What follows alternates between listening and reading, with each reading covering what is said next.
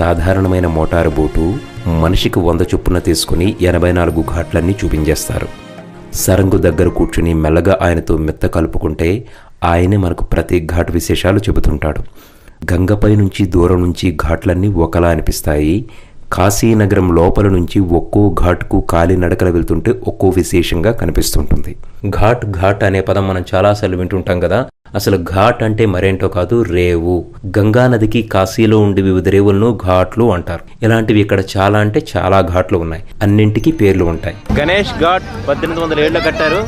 మెహతా ఘాట్ ఇది, రామ్ ఘాట్, జతార్ ఘాట్, రాజ్ గ్వాలియర్ ఘాట్, బాలాజీ ఘాట్, పంచగంగా ఘాట్ ఇది, బిందు మహాదేవ్ ఘాట్, బిందు మాధవ్ ఘాట్, బ్రహ్మా ఘాట్, దుర్గా ఘాట్, బూందీ పర్కోటా ఘాట్, శేతలా ఘాట్, లాల్ ఘాట్, హనుమాన్ గాడి ఘాట్, గాయ్ ఘాట్.